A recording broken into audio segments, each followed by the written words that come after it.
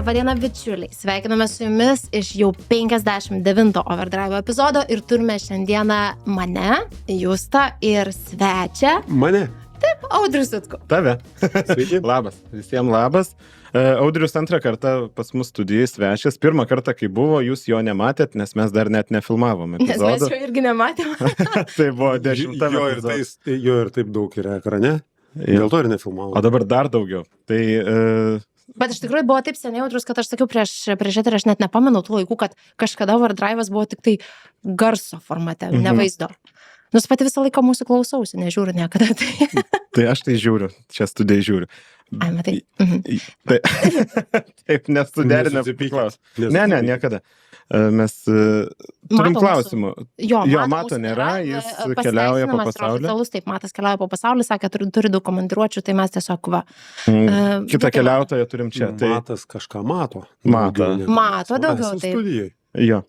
Tai mes šiandien su Dina sakėm, kad norim Audriaus paklausinėti apie Azijos kelionę ir apie Japonijos kelionę. Nes iš tikrųjų mes su Audrium ir tada, kai pirmą kartą tu buvai pas mus, mes kalbėjomės labai daug apie Afriką, tu Afriką skersai išilgai buvai išmaišęs ir tada jau tu buvai daug išmaišęs Azijos šalių, o paskutinis tavo vojažas Azija, Japonija, jeigu aš neklystu. Susipažinimas su Azijos valstybėmis. Bet čia tik susipažinimas buvo? Nu taip, aišku, mes vos tik tai pačiupinėjom. Vos porą mėnesių. Jūs ten pabuvot Kambodžoj ir Vietname ir tada porą mėnesių Japonijai. Nu tai dabar paklausykit, kaip visą tai skamba tiems, kurie prie stalų sėdi, tuos visus 4 mėnesius sėdėjo darbe 24, nu ne 24-7, nuo 8 iki 5 prie darbo stalo lenkia nugarytę ir sako, ai, čia tik tai porą mėnesių tik pačiupinėjom. Tai žiauriai fainos tos kelionės, iš tikrųjų, Audriau tavo. Ir kas, jeigu mes kalbėtume apie Aziją, kokios šalis pirmink buvo?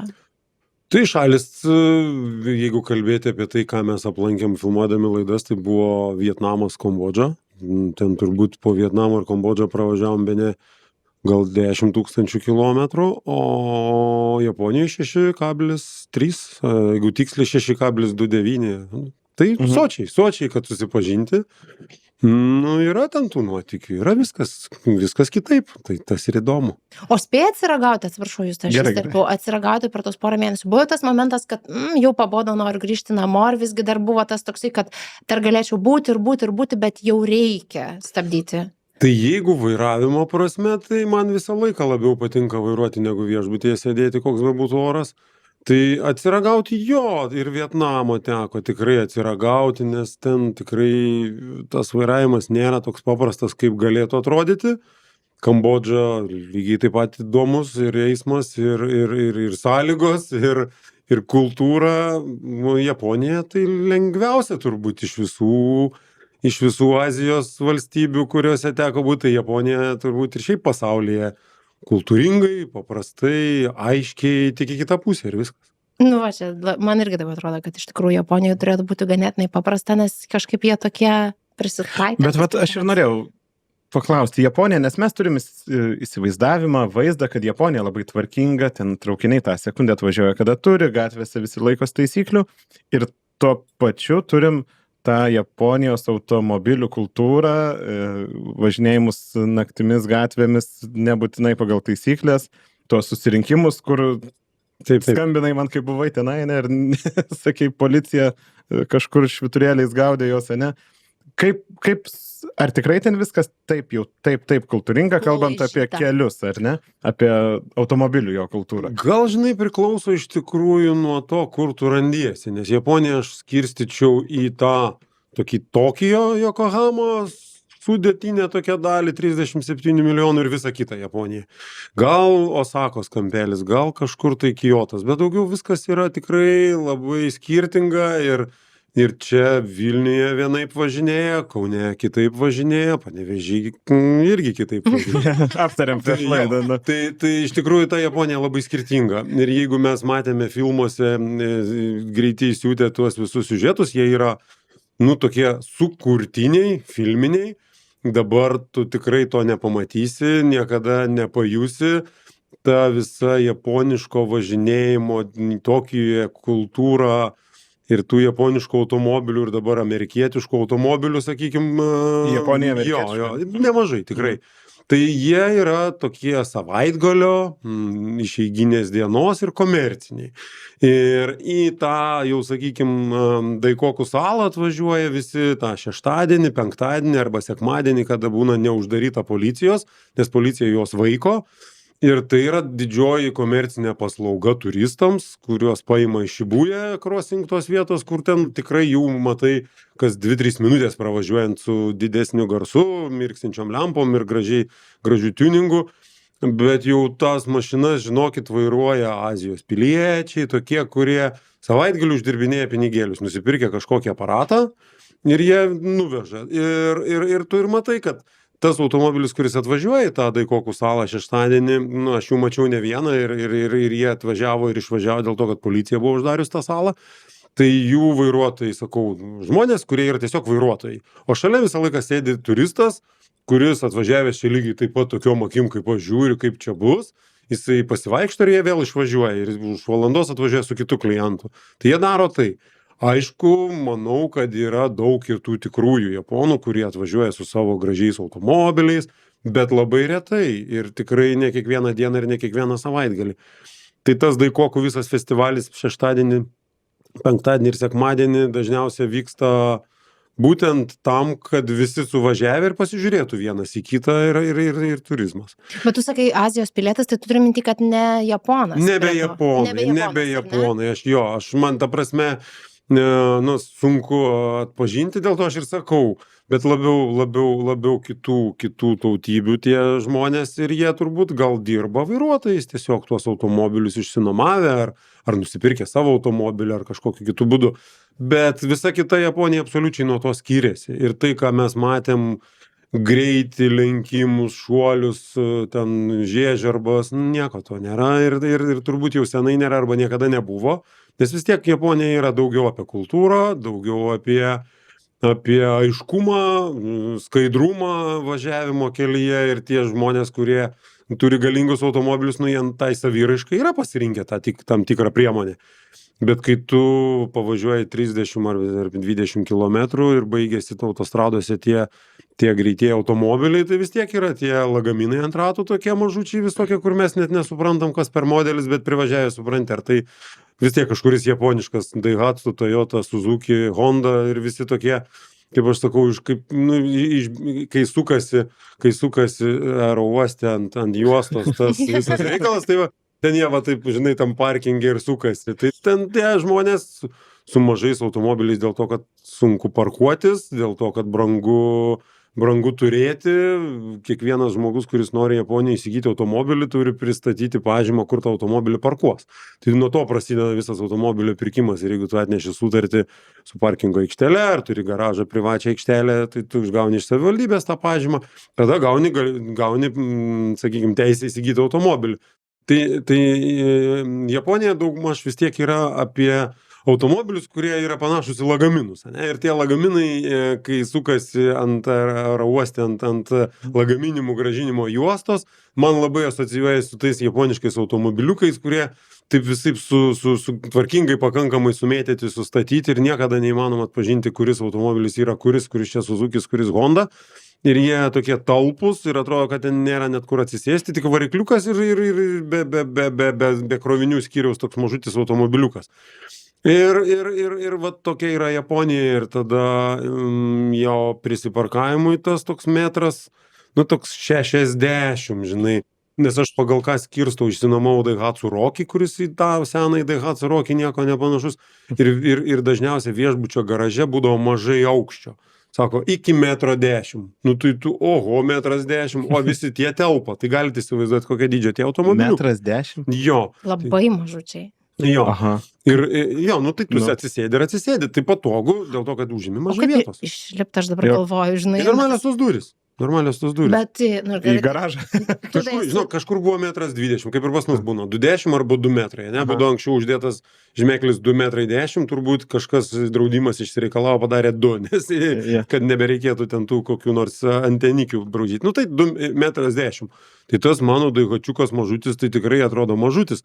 Sužiau viešbutį, sakau, tai jo, gerai tilps, ne, netilps. Tu sakau, tai kiek? Nu, sako, 1,10 m. O, Jėzau, man. Tai, nu, kitokie tie automobiliai ir kitokie greičiai ir kitokios taisyklės ir tie žmonės tikrai važiuoja labai gerbdami tas taisyklės. Tikrai greičio viršymas tikrai ne apie Japoniją ir vienas kitas, aš net laukdavau tų žmonių, kur viršė greitį, nes tada atsisėdė ant šiknos. Ir tada pavažiuoja kokį 20 minučių ar pusę valandos, kol jisai nusuka į kažkur, nes vis tiek jisai žino, kokie čia greičio matuokliai, kaip kur čia kas gali laukti. Ir vėl stoja į eilę ir važiuoja kartu. Koks greitis yra vyraujantis? Japonijoje labai daug tokių vienos, sakykime, dviejų juostų arba vienos vienkryptinės juostos autostradų. Ne 1+1. Tiesiog tu visą laiką, jeigu nėra mašinų, važiuoji 70-80, nes dažnai ženklas 80 ir Japonijoje, jeigu 80 parašyta, tai visi važiuoja 70. Jeigu parašyta 70, tai visi važiuoja 60. Lietuvoje prie pažymėto trikojo visi. Ir prasilenkimo juostų, kurios tos tokios, tai jų gali 30 kg nebūti. Važiuoja ir važiuoja. Ir dar mašiną gavau nuomos be autopiloto, tai tu įsivaizduoji visą laiką su to kojytė, su tuo pedaliuku 6,5 tūkstančio kilometrų yra reikalų, mes jau pripratę prie tų komfortų gerųjų. Va, ir viskas neblogai būtų, jeigu nepasyviai greitosios pagalbos. Nes jeigu taip važiuodamas kolonai 70 pasyviai greitai pagalba, tai greitoji pagalba važiuoja dar lėčiau. Nu, jinai važiuoja va taip, kaip jau visai atrodytų visiems kultūringai ir važiuoja kokį 50. Ir jinai sunkios didelėm tom žiburėliais ir viskas garsiai, bet iš paskos važiuoja kokį 30 automobilių ir žiūri prieki greitoji pagalba, nu tai viskas. Ir visi tą pusę valandos ir laukia, kur nusuks. Su švyturėliais jį važiuoja? Taip. Jo. Ir jeigu važiuoja mieste, sustoja prie kiekvieną šviesoforą. Su švyturėliais? Neįtikėtina. Ir keletą kartų teko važiuoti iš paskos greitosios pagalbos ir man atrodo net nufilmavę turim, kur sakau, lėtoji pagalba ir buvo tų tarybinių anekdotų apie Japonijos tą greitą pagalbą, turbūt ten jau ir buvo apie tai, nes aš negaliu pasakyti. Ir kai nusuka į dešinę greitoji pagalba, tai tada jau ir viskas prasideda vėl greičiau. Tai turbūt važiuodamas... Greitoji pagalba, bet mandagi. Aš galvoju, vairuotojas galvoja važiuodamas, gal numirs. Mažiau reikalų. Gal numirs, žinai, jau kai nuvažiuoja, paima, atgal važiuoja, gal dabar numirs ir vėl, žinai, ir taip reikia, tai garsiai, be galo, mieste tai neįmanoma klausyti, kaip reikia. Bet tu girdi, kad mašina ir važiuoja taip, žinai, kai būna, kai reikia ir lėkia greitai, tu praeina, čia reikia, išlendi pro langą, stovi sankryžoj šviesoforo laukės, nes eina pėstieji. Va taip, greitoji pagalba, tai... Čia yra super mandagi šalis, bet dabar čia man toks... Bet ir įdomu buvo, per kurią vietą vis tiek, negali būti viskas jau taip labai. Bet Audriau, tu sakai, kad tai, kas nufilmuota ten tuose greituose įsiutusiuose ir ta visa daikokų kultūra ir panašiai, tai aš suprantu, kad jinai gal kažkada ir buvo tais ten 90-ais, kažkada tai kai tuos visos legendinės gražios Silvijos buvo ir panašiai. Visa tai pateko į vakarų akiratį ir tada matyt atėjo, žinai, ten kažkoks ribojimas, greičiai, matuokliai, policija, griežtos baudos ir visa tai nugesinta, nes o kam tą daikokų salą uždarinėti? Jie tarsi kaip ir bando tokiais daigeliais prasimušinėti ir pavyzdžiui, vieni nuvažiavę sugeba dar šeštadienį ir pamatyti tą visą procesą, o ten 2-3 savaitgalius iš eilės būna uždaryta ir mes atvažiavom vieną savaitgalį, stovi lentos, užrašai, sustoti draudžiama, parkuotis draudžiama, ten iš principo ta Daikokų sala yra didžiulis parkingas, ten susikerta kelios autostrados, ta sala, kai ant žemėlapio žiūri, yra sala, bet važiuojant tu net nesupranti, kad esi saloj, nes tai tiesiog yra tiek daug tiltų, autostradų ir tų besisukančių kelių, tu net nesupranti, kaip ten į ją nuvažiuoti, jeigu Google kokio nėra, nes nėra paprastai koks nors parkingas, kaip pas mus važiavai, nusukai, išlindai. Ir ten sukiesi dar kelis kartus, kol įraitai. Ir ta kultūra tikrai egzistuoja, nes tu ir mieste matai, ir tikrai yra tų tikrųjų. Bet aš įsivaizduoju, jie tokie kaip aš offroaderis, žinai, sako, žinai, tikri tie dalykai jau buvo senai, jau čia dabar jaunimas, tai ką čia tas jaunimas? Tai dabar tas jaunimas gal irgi kada nors išaugs, bet jie, ir tų Silvijų dar yra, ir tų visokių legendų visokių, žinai, bet Japonija apie mažus automobilius. Ir tai, ką tu pamatai, tuos didžiuosius japoniškus automobilius, kuriuos gali pamatyti ir Europoje, tai yra tikrai apie didmiestį ir apie Tokijo, nes kai tu nuvažiuoji į kaimą arba į tuos visus kitus salynus, nėra tų didžių automobilių, net tų Land Cruiserių nėra, žinok, aš galvau, kur Land Cruiseriai, nes ten Suzuki Jimny, Suzuki Samurai, tai jau toks legendinis, bet irgi dar galiu už 2-3 tūkstančius nupirkti, kur pas mus nebėra, žinai. Tai aš sakiau, dabar aš suprantu, kam tie Jimny, nes tie mažučiai čia madanėlė, o tas čia madanėlis ant 4 ratų yra Jimnys, kuris jau tas tikras visų reikia, žinai. O nėra jausmo, kai grįžti į Europą, kad smarkiai per dideliam mašinom mes čia patys važinėjom. Tai mesgi oro vežiotojai. Aš jau tą legendą girdėjau, žinai, gal valstijose, kai buvo, sako, meksikonai važiuoja. Tai jeigu meksikonas, tai jeigu dar amerikonas, tai jisai važiuoja su lengva mašina, dideliu biuiku, bet jis oro neveža tiek, kiek meksikonas, kuris visai su autobusu važiuoja, žinai, tas didelius tramvajus nusipirkė, ir jis vienas važinėja į darbą. Tai mes atrodom maždaug taip, vis tiek didžiąją laiko dalį kiekvienas važiuoja automobilėje, ne, ir tas tikrai užima vietos. Ir sprendžiamas tas klausimas, bet mes oro vežiotojai. Kiek čia iniciatyvų buvo, kur ten paveš kaimynai į darbą, 4+ eismo juostos. Bet aš galvoju, man tavo ta idėja, žinai, išsakyta, kad tu turi, pirkdamas automobilį, parodyti sutartį su parkingo aikštele, kad tu turi jų kur laikyti. Vilniui žiūri gerai praversti. Žinai, man priminė, čia kaip ginklą registruojant reikia seifą parodyti. Tai čia tas pats. Aš vakar gavau Panevėžyje, tu atvažiuoji 18:30, nebėra kur stoti. Ir vis tiek visi stato ant žolės, ant bordiūrų. Baudžiama juk už tai, bet nieks nebaudžia, nes suprantama, kad neįmanoma. Ir kaimynai užkišo raštelį, kad gerbk čia viską, kad šaligatvis pėstiesiems, taip toliau. O kur sustoti? Žinai, tai tas gerai būtų, ne, jeigu būtas vienas parkingas, o visą kitą turėjau susitarti. Ir eini, ir būtų, pavyzdžiui, ten 20 vietų yra ir tu kaip nori nusipirk tą vietą, išsinuomuok arba susidaryk su stovėjimo aikštele, tada viskas, nebebūtų tų.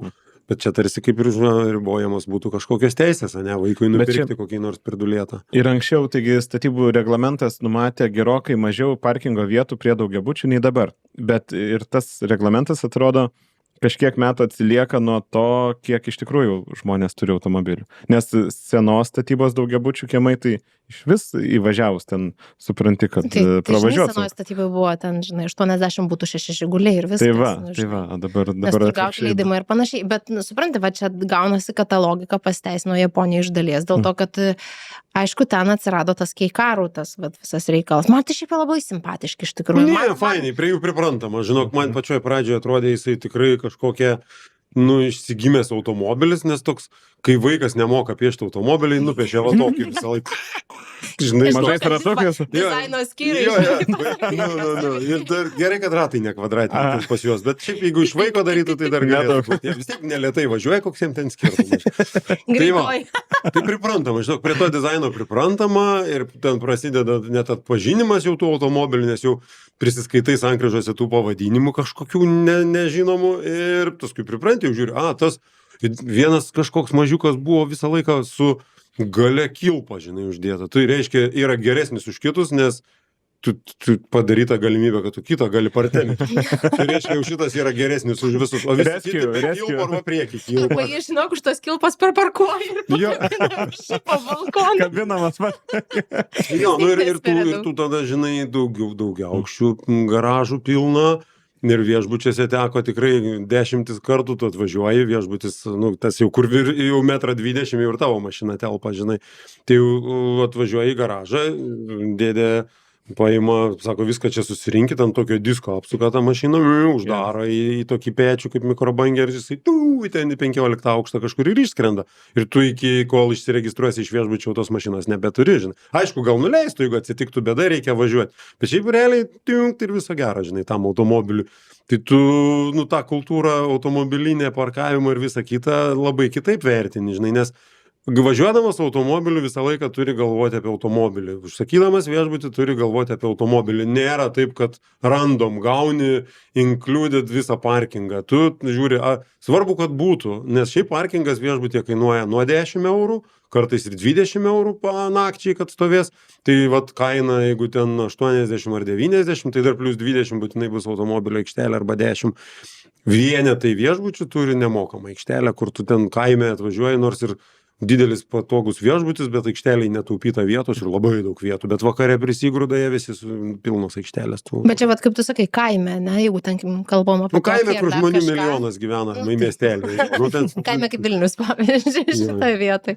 O bet aš esu girdėjusi, kad šiaip ta visa Japonija tai yra labiau apie viešąjį transportą ir automobilis ten, jeigu, pavyzdžiui, atkeliauji tiesiog paturistauti ir neturi tikslo nuvažiuoti ten 7000 km, tai tau gal net ir tokiu atveju, jeigu tu nori apkeliauti visą, taip sakant, salyną, nebūtinai tau tas automobilis. Žinai, aš pasakysiu taip, automobilis tikrai labai palengvina. Japonijoje keliauti automobiliu niekaip nesudėtinga. Japonijoje tu visą laiką turi ir degalinę, ir parduotuvę, ir tikrai automobiliu labai patogu. Be automobilio neįmanoma. Man, pavyzdžiui, ten kokias nors ruošti laidas vien tik su traukiniu. Viskas, būtum pusę visko pasidaręs tik tai. Aišku, viešasis transportas, jeigu tu važiuoji su vienu tikslu, pavyzdžiui, ten apžiūrėjai Tokijo, atsisėdai į traukinį, nulėki į Kyoto ir tam Kyote 3-4 dienos. Tai jo, tai tik tai taip, nes vietoj labai patogu, autobusai, troleibusai, tramvajai, požeminiai, aukštudminiai ir ten visokių tų transporto priemonių. Bet jeigu nori keliauti po Japoniją ir pamatyti tikrą Japoniją, reikia automobilio. Ir su tuo automobiliu važiuoji per kaimus, važiuoji po žmonės, važiuoji per kiemus, važiuoji pro parduotuvės, važiuoji pro gamyklas, važiuoji pro kur niekada. Ir kai varėm su traukiniu savaitę laiko, tai tu to Japoniją matai taip, kaip skersvėjai. Tu supranti, kad kiek būtum praradęs, jeigu būtum nekeliavęs automobiliu. Tai aš manau, kad pamatyti Japoniją reikėtų taip, 3 savaitės, keliauti, jeigu kažkas paklaustų, aš niekad nesakau ten 10 dienų, aš vis neįsivaizduoju, kaip ten galim 10 dienų, žinai. Bet 3 savaitės, kokios 2 savaitės automobiliu, tai tu apvažiuosi dalį įdomių dalykų, nes tikrai labai nuo Tokijo atitolusių yra objektų, kur tu pažiūri ir paskui Tokijo net nebeįdomu žiūrėti, nes tu vis tiek žiūri koncentruotą turizmui paruoštą versiją. O kaimuose ten tie vienuolynai, visi kiti dalykai, jau jie tokie, kur tu vienas ten ateini, sėdė tas vienuolis, jis toks nieko nelaukiantis, žinai, nekomercializuotas, apie jokius ten pinigėlius, jau nėra kur net įmest, kad žvangėtų. Visai kitaip, tai tą pat ir automobiliu, nes automobiliu gali nusibelst bele kiek. Žvyrkelių nėra. Ir kitko, nėra jokių kalnų kelių, serpantinų, kur ten, aišku, gal yra kažkur vietoje Alpėse, bet jie ženklas stovi, kad žiopliai nevažinėtų, nes kad nenusivoštų. O šiaip iš tikrųjų asfaltai. Ir tokie asfaltai, kur tunelių, tai aš niekada gyvenime niekur nemačiau tokio kiekio, nes koks 6 kilometrų tunelis, tai kaip mūsų šitas prie Seimo. O jeigu taip, tai 20-30 įlendi kaip kurmis ir tamsa, žinai, ir vėl, tik tai pravažiavai kyla vėl tunelių, žinok, aš nežinau, 10 000 tuneliai, visi kalnai pragręžti. Jo, ir tuneliai aprūpinti apšvietimu ir tuneliai aprūpinti internetu. Tu gali googlinti muziką, klausyti, daryti namų darbus, visi tuneliai pilnus visolaidžių. Iš tikrųjų, nes jiegi tai yra ant seisminės, ant tektoninės plokštės ir ten yra visą laiką, ten tu turėjai tą programėlę parsisiuntęs, kur ten praneša visą laiką apie tuos visus. 7 balai. Ir aš galvoju, tuneliai, tai atrodo tokia trapi infrastruktūra, bet vis tiek matyt, kaip sasyską kokią išsipuoja. Turbūt gumos klijai suklijuoti, kad būtų tokia. Tai taip, galvoju, kaip šitoje vietoje, jeigu tarkim važiuoji ir tau tie patys 7 balai, net tenai viduriuose kur nors. Dėl 7 balų, tai aš su japonais kalbėjau, sakau, kaip jūs čia su tais visais žemės drebėjimais gyvenat, kaip čia jums tas visas. Sako, žinok, mes neįsivaizduojam, kai jūs ten prie to karo gyvenat, arti, sako, ir ten tai visą jo. Čia sako, tai ką, sako, mes kažkaip įpratę net nekirpėm dėmesio. Tai 7 niekas ten per 2 kanalus pasakys žinias, kad buvo 7, nebent koks nors ten seno namo, koks nors karnizas, ar lietvamzdis nugriuvo, žinai. Vat, kai prasideda ten link 8, 9, 10 ir jau kai prasideda, žinai, tsunamio grėsmė, jau tada jo. O kur mums teko būti visiškai 300 nuo židinio ir tsunamis atėjo 0,7 aukščio, gal iki metro buvo bangelė. Tai taip, žinok, tikrai niekas absoliučiai nesureikšmina, nėra jokio tokio kažkokio labai su Nu, niekas apie tai nešneka, žinias įsijungi specialiai paklausyti. Nes ašgi tai iškart sakiau, varom pažiūrėti, žinai. Jo, bet Kokia ten ta bangelė? neišsipildė. Nematytų name. Nemačiau. Būtų Aš varęs. žinau, kad lietuvis Andrius Kleiva gyvena Japonijoje labai ilgą laiką. Ir jisai pasako, kai jisai persikraustė, parsisiuntė tą programėlę vis ir tengi gali nusistatyti, man atrodo, pranešimus, perspėjimus, arba visus, arba tik pačius stambiausius. Ir jisai kažkaip užsidėjo visus ir sakė, buvau parduotuviai kažkurioje tenai ir dėl mažiuko ten pradėjo jam skambėti telefonas, tai visi sužiūro kaip į priedurnį, kodėl tu čia susijungęs ir sako, tada aš supratau, pasilikau tik ant hi, žodžiu, visus tos alertus, kad man pačių didžiausių būtų, nes sako, vat, nu kaip tiesiog net nereaguoja. Kaip prie visko pripranta. Taip, Bet kur prie visko visi, ne? Nu, bet Jo. tikrai. Tai va, tai tiesiant kalbą apie tunelius, pavyzdžiui, mačiau vienoje vietoje tunelius taip, kad mūsų, sakykime, juosta, priešinė juosta iš kitos skylės ateina ir dar viršui 2 autostrados juostos užsirečia ir dar kiaurai 2 Eik skylės. Tai tu sau. 4 skylės, tu matai atvažiuodamas į savo, dar 3 skylės kelių į kalną pragręžtas. Sa. Aš neįsivaizduoju, kaip ten jiems sueina galai, aš tai kažkur nugręžčiau ten į vandenyną, o jie, nu, šakės kaip padaryta. Tai vat Japonija yra apie tai, kad dėl ko griežtai ir gal dėl ko labai daug tvarkų ir taisyklių, dėl to, kad viskas veikia.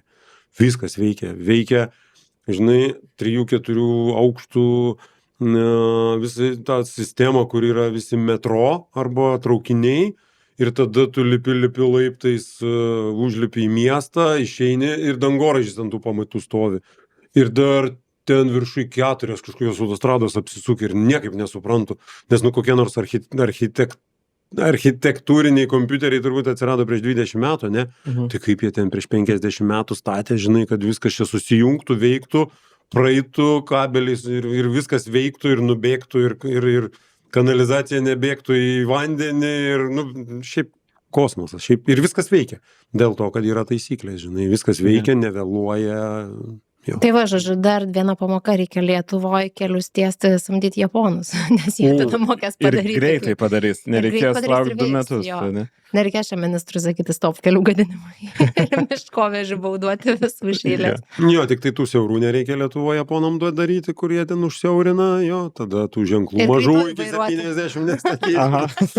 Jo, tų siaurų aikštelių, nes aikštelės, jeigu grįžti iš Jungtinių Amerikos valstijų arba pietų šiaurės Amerikos, tai čia tos aikštelės vos pataikai su tuo automobiliu, ten nuvažiuoja taip platu. Tai va, jiems reikia pasimokyti iš amerikonų didelės Čia, žinai, aikštelės. prožė, amerikonas į Japoniją ir kaip su sraigtasparniu bando kelis tik nusileisti į vieną aikštelę, žinai, už nepataikė dar kartą, žinai, šitą vietą. Neturi kur japonai ten O turi. bet klausyk, o kaip jis yra su vairuotojo pažymėjimu ir to automobilio nuoma? Nes aš pamenu, kažkada seniai domėjausi, tai buvo nuliniai šansai vairuoti su europietišku pažymėjimu ar su lietuvišku bent jau.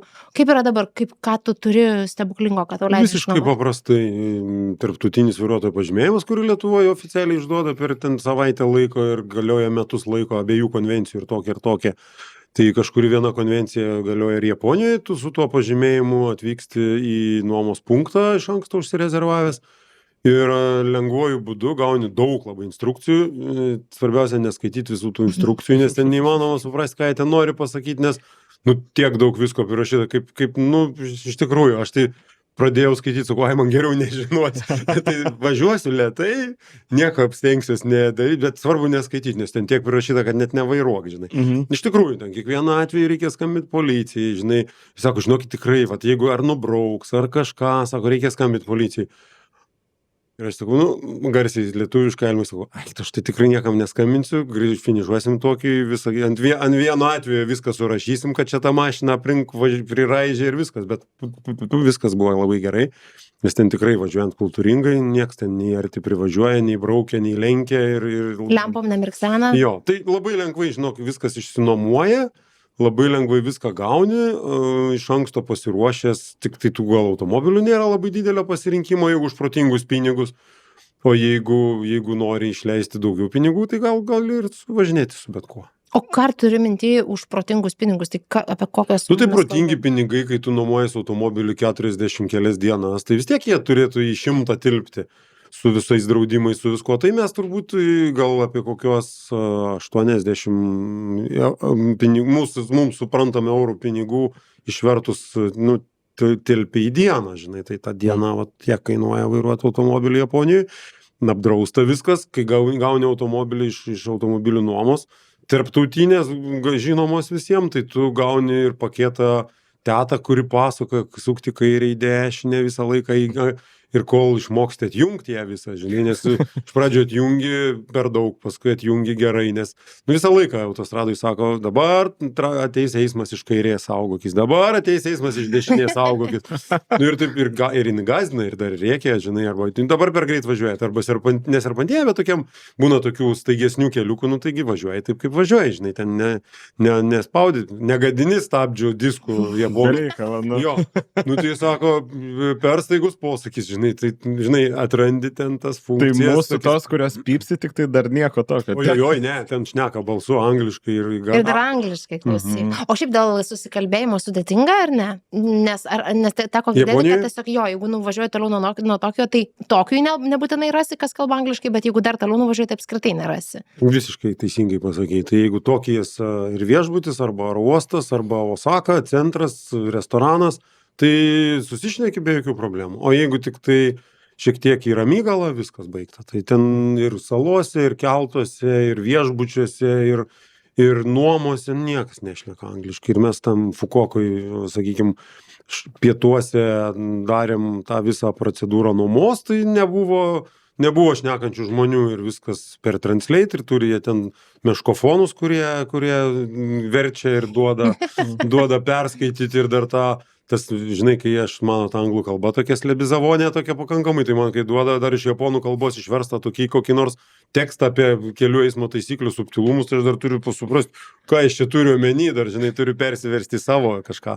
Bet jo, Google Lens, nes ženklai visi užrašai žemyn, tu važiuoji ir nesupranti nieko, kas parašyta, nebent tas bendrinis koks nors ženklas, žinai, šalutinis, pagrindinis, o visi ten draudimai, įspėjamieji, kur užrašyta būtų koks nors eilutė remontas ar kokios nors ten draudimai, tu viską turi sustoti, persiversti į mūsų. Bet viskas užrašais. Viskas užrašais ir žemyn, nes jie ir skaito žemyn, ir skaito iš dešinės. Bet išmokai už koničiva, arigato gozaimasu ir visus kitus, ką dar išmokai naujo?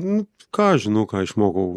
Čia sriubą valgiant reikia sirpti, čepsėti reikia, nes tada skanu, turi išmokti. Tai irgi esminis momentas. Buvo ką ir Audriu. Sriuba ir lietuviškai yra sriuba, ne. Sriubtelti. Audrius ir japonus mokė ten, nežinau, ar laidose papasakos, ar čia buvo ko japoniškų dalykų japonus išmokė. Ką, primink? Suši? Ai, jo, kai suši darėm ir mokinomės daryti suši, tai aš sakau, žinokit, pas mus yra karštų suši. Kaip karštų? Sakau, kaip tempūra? Sakau, kažkaip, kaip sušis kaip tempūra. Oi, sako, geras, gal reikėtų pabandyti, bet šiaip, o kaip, sakau, paveiksliukas, taip suši. Eik tu savo, suši meistras, 35 metus viniojas, už pirmą kartą išgirdo, kad suši. Nerealiai, eik tu savo. Ir kad aš, kai nuėjau daryti suši, tai galvojau, viniosim sušius. Tai ne, ten pasirodo makiai, sušių jie net nedaro, sušis tik parduotuvėje galim nupirkti supakuotus, kur tu gali valgyti padarytus, o jeigu tikras sušis, tai ten ryžiai, ten tiek gramų uždėta žuvytė ir tiek žinių, ir per 15 sekundžių reikia suvalgyti, nes ryžiai turi būti šilti ir visai kitas pasaulis apie sušius ir apie kiekvieną dalyką šnekant nuo iki, kitaip, tu sužinai labai daug įdomių dalykų ir labai įdomias naujas patirtis. Bet man dabar aš tavęs klausau ir suvokiu, kad kiek iš tikrųjų yra tokių mitų atėję, kur atsitė apie Japoniją ir atrodo, wow, kaip japoniškai, ir iš tikrųjų visai ne. Visai ne. Dabar Japonija, jeigu karštas sušis, tai bus Sutkaus sušis. Japoniški automobiliai, nevažiuoju, japoniškas automobilis. Tai japoniškas automobilis, tai tas turi būti džiminis japoniškas, tada koks nors iš tų apkapotų lagaminėlis. Aišku, ten yra ir tų kraun, žinai, kur važiuoja dėdė, koks nors prie viešbučio stovi, ten didelė mašina, bet kaip jiem nepatogu važiuoti, nes tie keliukai siauri, kur nors į gatvytę įlendi, neįmanoma prasilenkti, jau taip viskas klausia, žinai, ir tų bortų specialiai nėra, kad ant bortų nelipti, ir daug labai miestų, kur nėra bortų, tiesiog dažais nupiešta gatvė, dviračių juosta, automobilių juosta, ir tu važiuodamas jau taip turi išvengti, siaurai. Ir mašiną prisiparkuoti, pavyzdžiui, tų parkingo sistemų yra gal kokios 4 tokios. Čia apmokėjimo? Jo, mokėjimo. Ne apsai, dažniausiai gryni pinigai arba kortelė, bet šiaip iš tikrųjų ten yra arba įvarai automobilį ir tave nufilmuoja ir išvažiuodamas, jeigu išvažiuosi, tai jau gausi laišką arba gausi įmonė nuomos arba atsilenkia toks po mašina, toks pedalas, gal sakykim, kaip lietuviškai. Užkarda. Nu jo, tu sustoji, tau duotas 3 minutės, pasiėmė visus daiktus ir jau pradedi eiti ir tu matai, žinai, nu tai su Toyota Land Cruiseriu važiuotum ir nuvažiuotum, žinai, su lengvu automobiliu, tai jūs tokį įsilenksti įsirėmė ir tada grįžęs sumeti monetas, pažymi kuris, jisai laikrodukas eina ir nusileidžia tas, žinai. Lygiai taip pat būna prie kiekvienos parkingo vietos sustatyta kamerytė irgi atvažiuoja, jis ten nuskaičiuoja. Tai būna, kad iš restorano ateini, čekiuką nuskanuoja ir jisai nusileidžia, nes restoranas kompensuoja tavo tą stovėjimą. Bet jo, ir tos vietos stovėjimų yra tokios siauros. Ir aikštelėje tokia neteglutė, taip sudėliota, tada čia dar taip mašina įstumta, dar kur tik galima įkištas automobilis, kad jį priparkuoti kokį ten Land Cruiserį, tai tikrai nepriparkuotų. Ne. Jo, nu, tiesiog tu netelpi į tą parkingo vietą. Gerai, kad Defenderį neėmė į Japoniją. Mačiau vieną Defenderį labai ekspedicinę apkarstę automobilių jau tų, sakykim, tokių, kurias mes įpratę ir Land Roverių, ir Toyotų didžiųjų, ir visų kitų gamintojų, tai tikrai miestuose yra pasirinkimo ir tų automobilių salonų yra. Bet jeigu į tikrą Japoniją nuvažiuoji, tai vis mažiau ir mažiau. Miestai, ne? Net Subaru Impreza atrodo be galo didžiulė mašina. Bet tai kas vyrauja, tie tokie mums nežinomi, sakykime, brandai arba kokia nors ten Toyota. Jie žinomi, vat kiniečių nesimato beveik visai, nes jie neįsileidžia ramiai, žinai. Gal vienas kitas ir yra, bet jau taip labai skoningai. O šiaip vyrauja, sakau, Suzukis, Toyota, Honda, Daihatsu. Daihatsu, ko pas mus, sakykime, nebėra arba nebesimato, tai ten tos Daihatsu yra. Tai ir tų Daihatsu, bet jie tokie, matosi, kad automobilis arba labai vienodas su kokia nors Toyota, arba su kažkuo kitu, toks giminingas pasigaminimas, kas ir pas mus rinkoje vyksta, tik lempos kitokios ir ženkliukas uždėtas. Bet šitie vyro. O benzinas, elektra? Elektra, jeigu didmiestis, tai viena kita elektra ir pakrovimo stotis matosi, nes kaimo teritorijose tai labiau ta elektra yra aprūdijusios tos stotis, tokios matosi, kad nauja, bet nepopuliariai jo ir net vėžų nėra, prikritę kokių spiglių. Benzinas, jo, tikrai daug benzininių automobilių, jie maži varikliukai, tai tą dizelį turbūt labai garsus ir jį sudėtingiau daryti, vis tiek siurblį reikia statyti dar, taip lengviau pasigamina benzininis mažas automobiliukas ir tie visi iki litro. Va, norėjau klausti, sąnaudos ten ir tavo automobilio, kur turėjai, koks variklis buvo ir koks sąnaudos? Buvo 1-2 variklis be turbinos, kokį ten turbūt šiam kilovatų, tai reikėjo mokytis iš naujo važiuoti, nes tu išsibėgi ir tada jau nebestabdai, nes jau žinai, kad reikės vėl išsibėgėti. O sąnaudos tai tie 5-6 litrai benzino. Ir benzinas iki 1 euro kainuoja. Tai benzinas tikrai labai pigus. Niekaip nereikia taupyti, nes kiekvienoje degalinėje, net tuo metu mes keliavom, kai čia visi tie Trumpo neįsigaliojo su visų sąsiauriu, visom problemom, visas pasaulis kentėjo ir kilo kainos, tik išgirdo degalinės ir padarė 2,5 euro. Tai ten visą laiką kainavo eurą. Ir Japonijos iš tikrųjų politikai labai smarkiai ėmėsi šito darbo, kad nebūtų piknaudžiavimų. Ir paskui reguliavo iš savo valstybės, sakykime, tų likvidų visų. Tai iki euro kūras kainuoja ir su degalais iš vis jokių problemų niekur užsipilti. Ir jokio brangimo nebuvo per tą 1,5 mėnesio, kur mes, sakykime, pravažiavom vien tik automobiliu. Ir ką aš dar norėjau pasakyti, kad labai daug kelių mokesčių. Ir tie kelių mokesčiai, jeigu tu nori mokėti grinais, tai viena kasa būna kešeris kažkoks, kur gali grinai sumokėti, o nuomojamai mašinai paklausia, ar norėtum, kad gaut išsinuomuoji kortelę, ant kurios eis tas mokestis ten 20 ar 30 eurų. Ir visą laiką sukas ir tie varteliai atsidaro, tai jau pripažįsta kaip mokėtoje. Tai tie varteliai tokie padaryti, kad jeigu ir neatsidarytų, tai tiesiog ir automobiliai telpa, nes taip atsidaro taip tokie, žinai, sparniukai. Tai galėtum pravažiuoti, aišku, tai nufilmuoti ir gautum kažkokį tai sprendimą. Bet šiaip jie nėra toks šlagbaumas, kur laužti reikėtų, žinai, tokie, sakau, fleksi, žinai. Ant pasitikėjimo. Jo, ant pasitikėjimo, bet vis tiek visi moka, visi sąžiningai viską daro ir ten, kad ir vienoje aikšteliai kažkaip parkingas, atrodo, sakau, nepaėmė pinigų, bet paskui, žinai, kai ateis kokia nors bauda, tai aš jau klausti vietinio žmogus, sakau, būk geras, perskaityk, ką čia rašo, nes aš jau išsiverčiu, man neišverčia iki galo. Sakau, jo, sako, čia sumokėta, važiuok. Tai va, tai tų kelių mokesčių per 6,5 tūkstančio kilometrų, sakykime, aš taip apvaliai skaičiuoju, sumokėjom netoli 400 gal 20 ar 30 eurų. Tai va tiek va kelių mokesčių, bet taip kaina visą laiką kartais nustebina, pravažiuoji kartais daug tunelių po 30 kilometrų ir gauni 20 eurų kokį nors ten tą išsivertęs iš tos sumos, kur rašo, o kartais 3. Tai niekad nesuprantu, regionai skyrėsi, ar savivaldybių kainos nustatytos, ar ten kelių vienas mokestis. O buvo salų ir buvo teritorijų, kur 2 dienas važiuoja nei vieno kelių mokesčio. Geras. Važiuoja ir visą laiką, sakau, man jau kažkaip pasilgau, žinai, nes... Sumokėti ir irgi Šiandien plėšau. ir tas aparatas japoniškai mašinai šneka, kur ten kažką sumokėjai, žinai, kažką. Ane? Jo, pagal nuotaiką tokia. Jo, Tai nedviesę su Almutė važiavo. Tai ta teta buvo visą laiką, kur sakė, kad dar aparatas. atsargiai ir dar tas aparatas, jo. Tai aparato nesugebėjau išjungti, kad šnekėtų tą tetą, tai aš jį atimiau, jai kalbos dovaną, išprogramavau ir net stačiau, bet aš jau atvažiavęs į nuomą, sakau, žinokit, aš ten atstatykit, jeigu reikia tuos visus parametrus, nesakau, čia viskas išjungta, jau nebešneka jokie.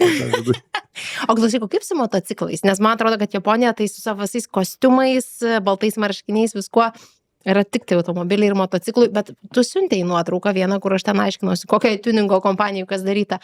Yra motociklo?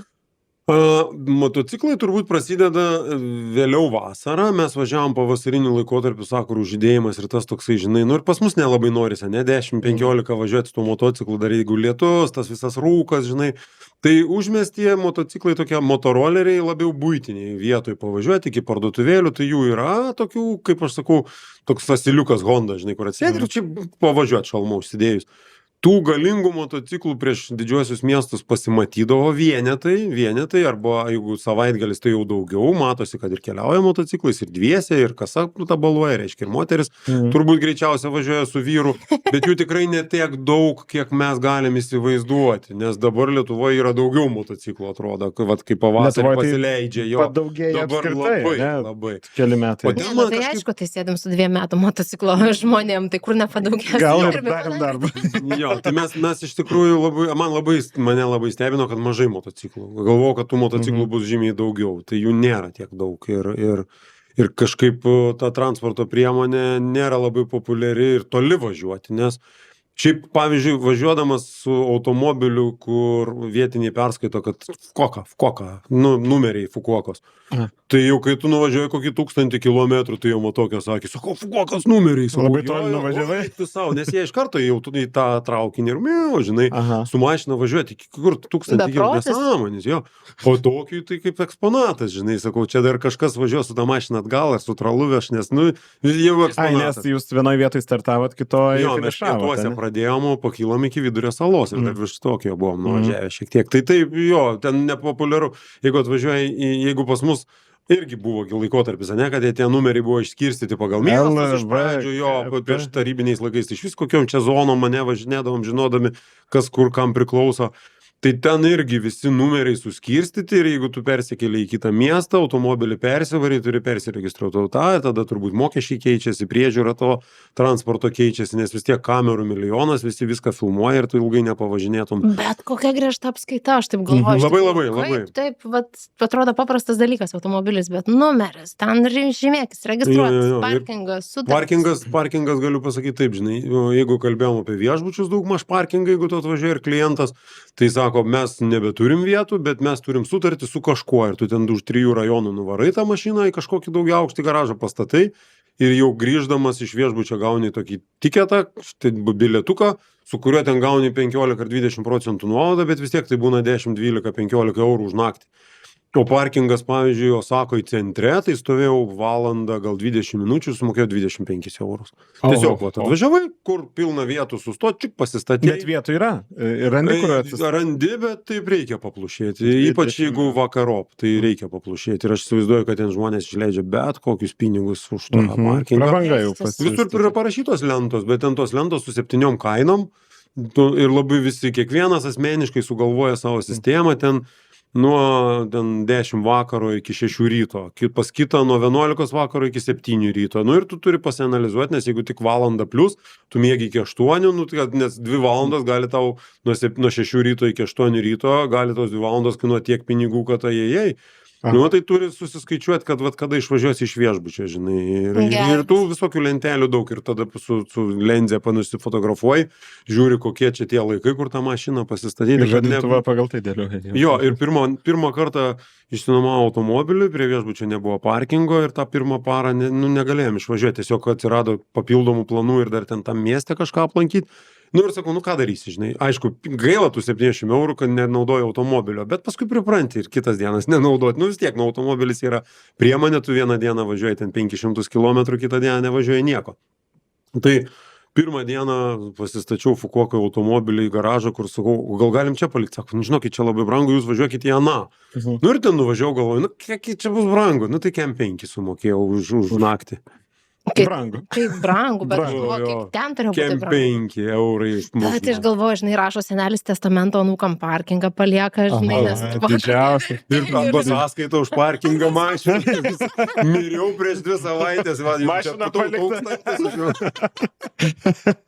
čia dėl to, kad greitoji neskubėjo, žinai. Jo, nu tai tas Kartelis su japoniškas parkingo. pasaulis labai kitoks. Bet su juo pripranti ir atrodo, kad viskas teisinga, žinai. Nu, dar grįžęs iš Japonijos tikrai mėnesį laiko važiuoju su automobiliu lėtai kažkaip. Tai, nu, Japonija yra apie tai, kaip tu nori rasti, taip ir palik, žinai. Tai, nu, toks, žinai, nu, niekaip neskubi. Ir gatvėje tas praleidimas, ta kultūra tokia, žinai. Žalias šviesoforas, visi važiuoja ramiai, tau į dešinę reikia užsisukti, jeigu nėra papildomo kažkokio tai įvažiavimo, tiesiog įjungit, nieks nepipsės, nieks nedarys, iš priekio yra automobiliai, per žalę, jeigu, sakykim, tau papildomas ir nedega, tu vis tiek, jeigu nėra nieko iš priekio, gali važiuoti. Ir, nu, tai, Aš norėjau sakyti dešinę, o kas čia praleisti turi, bet ten... Nu, čia kita pusė. Na, čia irgi dar reikia taip susikalibruoti galvą. O nebuvo, atvažiavai į Japoniją, kad norėjęs ten visus suvelt biškutį, kad važiuokit normaliai, arba kaip tik grįžus į Lietuvą, kaip čia, koks buvo jausmas, ar kad visi huliganauja čia, ar kaip tik atgaivos sielai buvo? Aš, žinok, visą laiką į kiekvieną šalį atvykdamas jaučiuosi, kaip atėjau pas tavį į namus į svečius, nu, sakai, va čia tapkės, ne, į tualetę nuleisk vandenį, nu, tai supranti, ten visas tos taisyklės jos egzistuoja ir aš kaip į svečius. Tai aš gerbiu tą eismą, žinai, man jisai nesudaro jokių sudaro tam tikrus niuansus, tam tikrą pirmą kartą, kur tu turi suprasti ir priprasti ir sužinoti, kaip tai darosi. Ir jeigu suka į dešinę, tada pažiūri, kaip kiti daro, tada gal kokio vietinio viešbutį paklausi, ar čia galima, taip, jo, galima. Ir tada supranti, kaip čia naudotis tuo dalyku. Ir naudojasi, kaip ir japoniškų tualetų, žinai, nes, nu, tai yra super išradimas. Jo, va, čia irgi, man atrodo, naujas kultūrinis šokas. Overdrive tema. Overdrive. Ten girdėjau gerų. Apkeliavai labai daug ir pradėjai, šiaip tradiciškai, man atrodo, Lietuvai atskrenda į Tokijų ir tada iš Tokijaus kažkaip leidžiasi, tu atvirkščiai pradėjai. Rekomendacijos. Kur reikėtų, jeigu taip nori pažiūrėti gražiausių, sakykime, dalykų tavo akimis, to, kas spėjai patirti, kur tu rekomenduotum nukeliauti? Į Japoniją? Bendrai taip. O toliau? Aš nežinau, gal čia labai priklauso nuo tikslų, žinai, nes jeigu turi 10 dienų, nu tai vis tiek tu varai į Tokijo. Ne, mes kalbam apie 3 savaitės. Jeigu 3 savaitės, tai aš atskrisčiau į Japoniją būtent vis tiek per Tokijo persėdimas, nes niekur kitur nenusileisi, žinai, tai atskrendi per Tokijo persėdimas.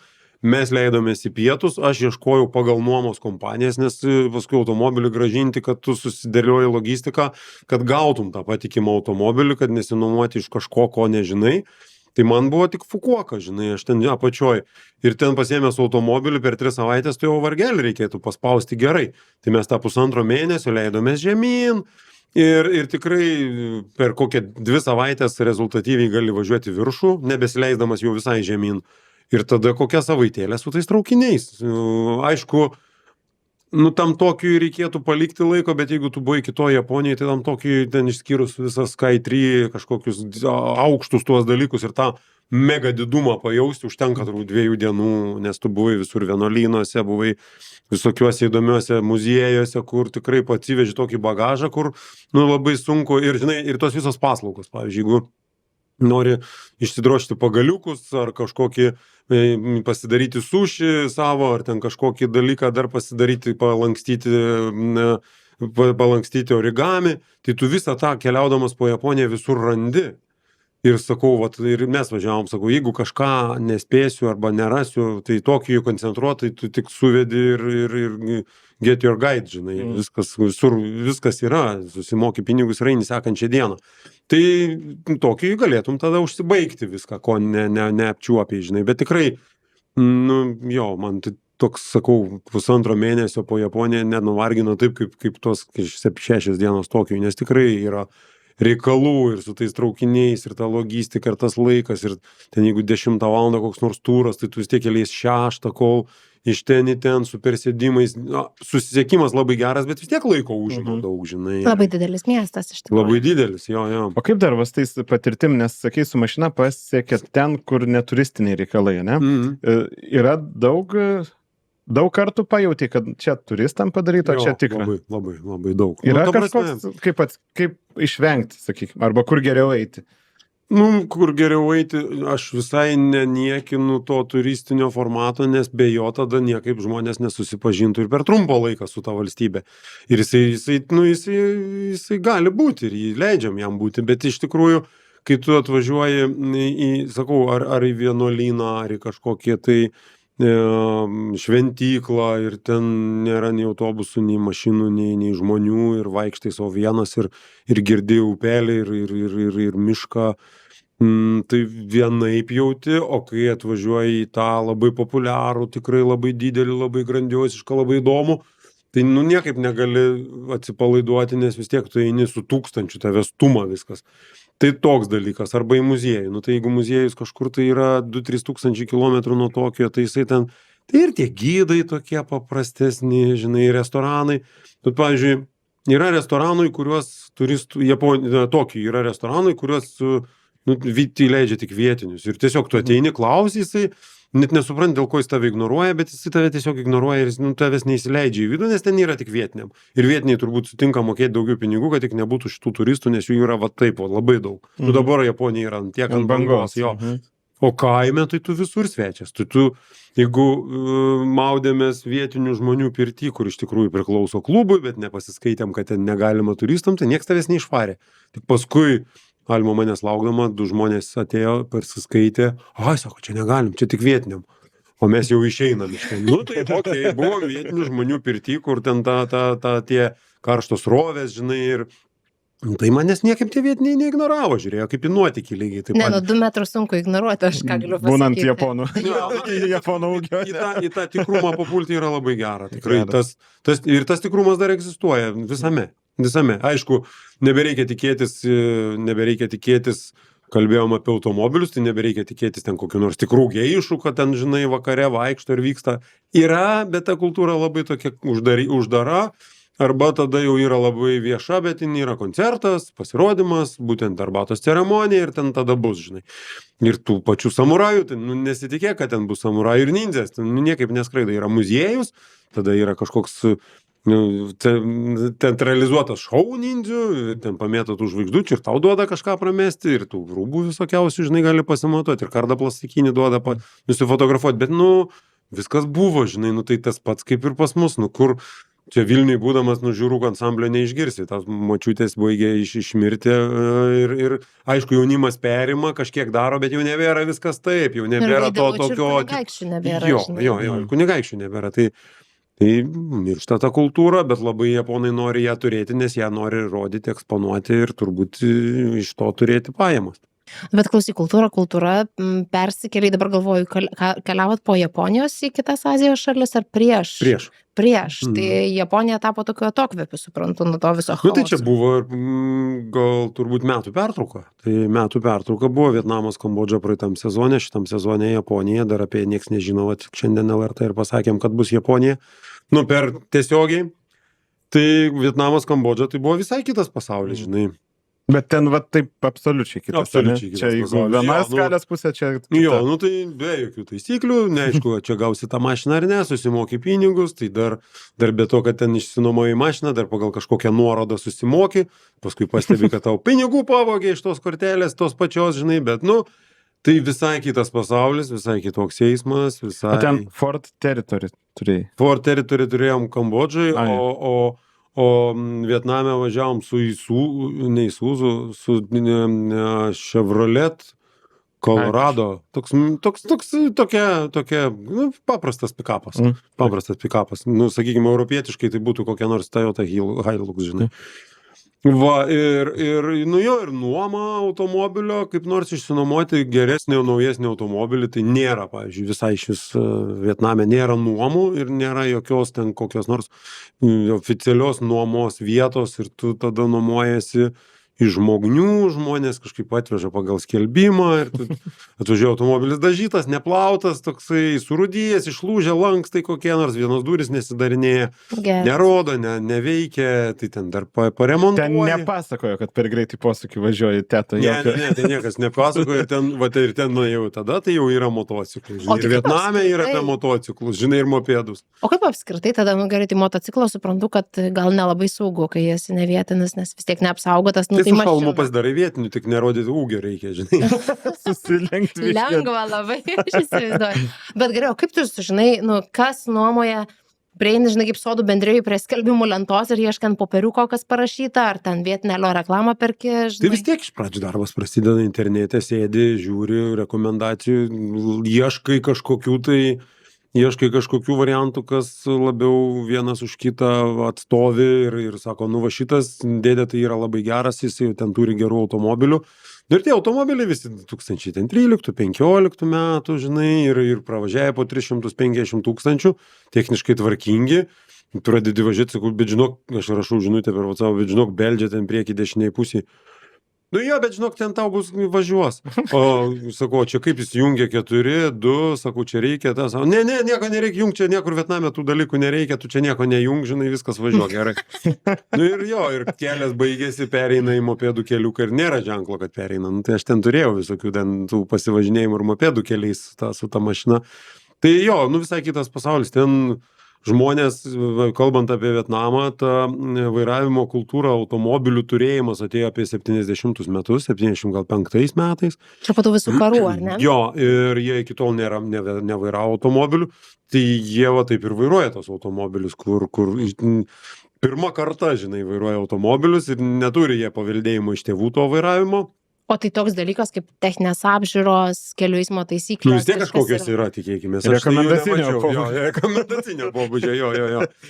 Tai ten žmonės... Mašina turi turėti 4 ratus. Jo, tai ten žmonės, kai nulipo nuo tų mopedų, tai jie taip ir vairuoja kaip mopedais. Tai ta mašina taip ir važiuoja, jis išvažiuodamas niekad nežiūri, į pasukdamas irgi nežiūri. Ar tai iš kairės į dešinę per 2 juostas, ar iš dešinės į kairę per 2 juostas. O bent posūkį parodo, jeigu yra? Nu, čia jau taip turi išskirtinis atvejis, jo, ir dažniausiai su sunkvežimiu ir autobusu važiuoja taip pat.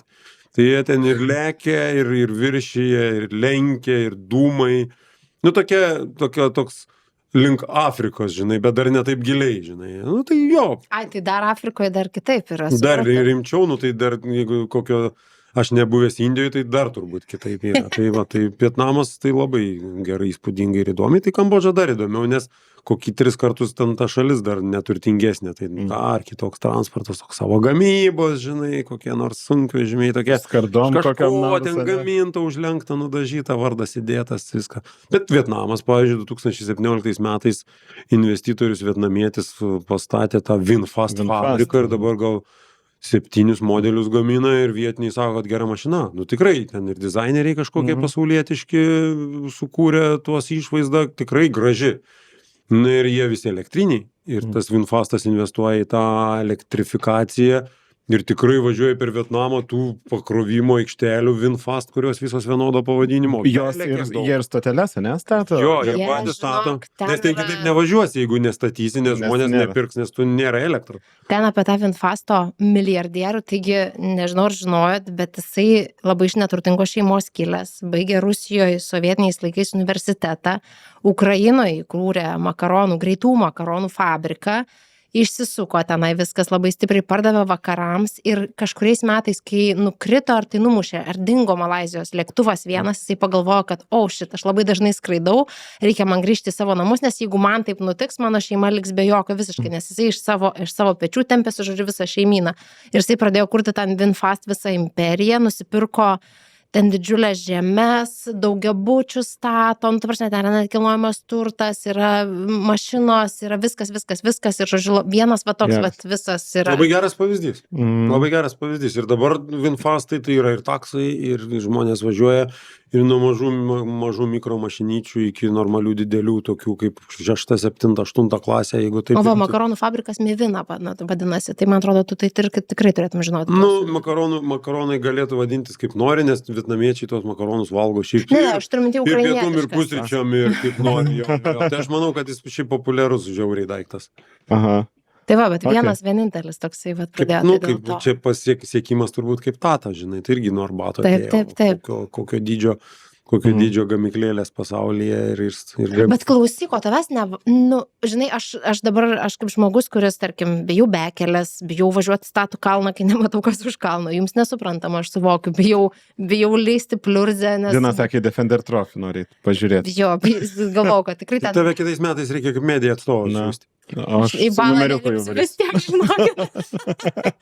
Bet aš galvoju, o tau, pavyzdžiui, yra taip, kad tu pavargsti tame chaose, ar tau kaip tik patinka, kai tu turi perprasti, žinai, rodys posūkį, neposūkį, kaip važiuos, kas čia veikia, kas čia bilda, kur tą mašiną rasti ir panašiai. Man, žinok, pavyzdžiui, Vietnamo eismas patiko.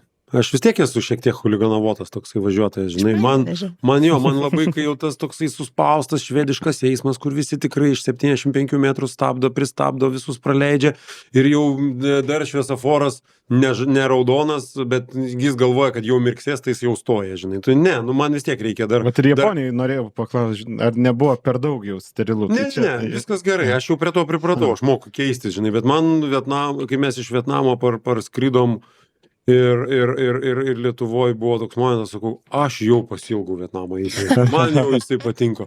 Ten pasukai visi ir jokių avarijų, ir visi važiuoja taip paprastai, nes visi supranta, kad vienas kitą reikia praleisti, žinai, čia ne šiaip kaip, pavyzdžiui, kokio nors ten Pietų Amerikoje, Peru, man atrodo, ir kito Ekvadorė irgi toks, kur tu ten realiai, kas užsikirto tas pirmas, ten susikerta ir ten ko išsikrapšta iš tos sankryžos, visi taip pip. Ne, jie čia viskas prasilenkia ir viskas eina ir kaip susitinka tos krūvos tų mopedų irgi prasilenkia, jie nei vienas kito neužkliūdo, žinai, gal vieną kartą už kojas užsikabino.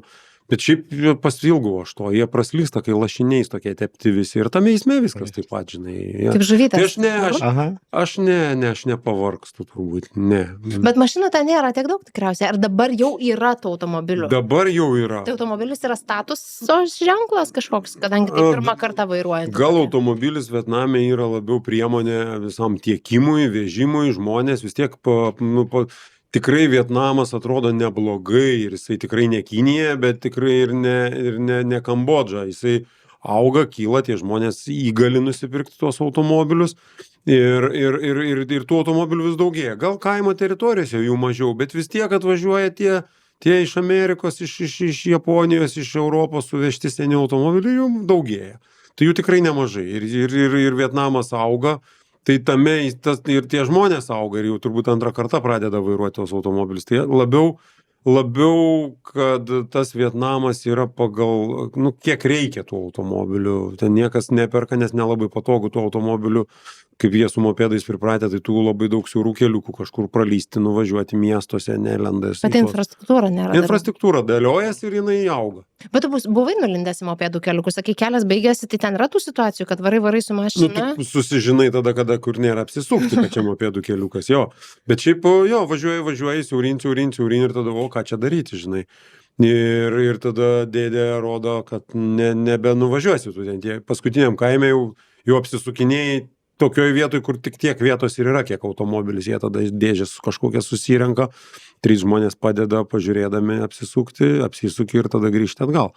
Tai mopedų kelių yra daug, nuvažiavimai, pavyzdžiui, Vietname, nuvažiavimas nuo asfalto, tai iš karto mopedų keliukas, jau ten nebebus nieko tokio, tu bekelės kokios nors kelio, žvyrkelio per kažkokius miškus niekur nerasi, vien tik mopedų, vienos juostos, kurie ten susitinka mopedistai.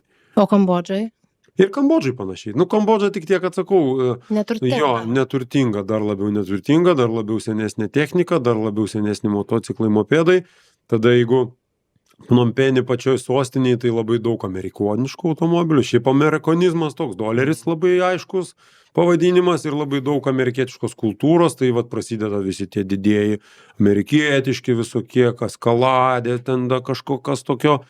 Nu, vat amerikonizmas valdo Pnompenį, o jau kiemuose, kaimuose, tai visokių ten gali rasti automobilių, žinai, bet jau labiau tokie apdaužyti, be lempų, be nieko. O kaip, pavyzdžiui, jeigu kažkas keliaut nori dabar irgi 3 savaitės į Vietnamą, Kambodžą ir nori nuotykio, tai gera mintis sėsti ant motorolerio? Tai nuotykiai, tai motoroleris, jo, gera. Tada tu, žinai, nesiskiri iš to eismo, autostradom nepavažiuosi, nes nors yra ir Vietname yra tų autostradinių kelių, kur tikrai gali nulėkti gerai ir išvažiuoji 100 ženklus, tu mėnesį nematei ženklų, tokio visą laiką buvo šiam, žinai. Kvėpuot gali, ne? Jo, ir taip važiuoju, geras, kokie autostradai, ir nemokamai, žinai, tai, kokį ten 70 km važiuoji. Tai su mopedu jo, patogiau, žinai, tu prie viešbučio tras nusimetei tą pernakvojimui ir kažkur tai sustojai, viskas aišku, tik tiek, kad, nu, žinai, lietus, dulkės, tai tu visą laiką visi su kaukiam. Bet tokiam nuotykiu aš įsivaizduoju, kad tai yra pats tas, bet o apie saugumą galvojant. Nu tai saugumas. Galvot nereikia jau tada. Per daug galvoji. Per daug galvoji. Nu vis tiek saugai savo turtą, saugai savo viską. Tai Vietnamas man atrodė saugus pakankamai ir tą automobilį vis tiek žiūri ir duodi kapeikėlę, kad ten kažkokį tai pažiūrėtojas pažiūrėtų daugiau, jeigu eini kažkur toliau.